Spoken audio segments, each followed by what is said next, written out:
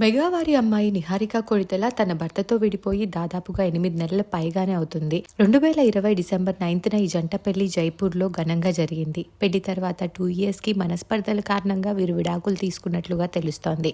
అయితే విడాకుల తర్వాత నిహారిక తన లైఫ్లో బిజీ అయిపోయింది. బ్యాక్ టు బ్యాక్ ప్రాజెక్ట్స్ చేస్తూ ఆ పెయిన్లో నుండి బయటపడే ప్రయత్నం చేస్తోంది. చైతన్య ఏమో స్పిరిచువల్ జర్నీని ఎంచుకున్నారు. విడాకుల తర్వాత ఇంతకాలం సైలెంట్గా ఉన్న నిహారిక ఈ మధ్య ఇంటర్వ్యూలో విడాకుల గురించి, రెండో పెళ్లి గురించి, పిల్లల గురించి మాట్లాడడం మనం చూస్తూనే ఉన్నాం.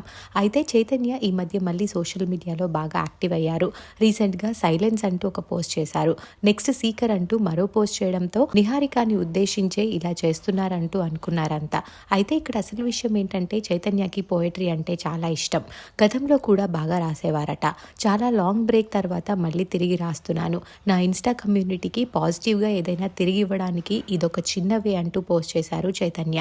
తను స్పిరిచువల్గా పెయిన్ నుండి బయటపడే ప్రయత్నంలో మంచి మంచి పోయట్రీతో ఆకట్టుకునే ప్రయత్నం చేస్తున్నారు చైతన్య.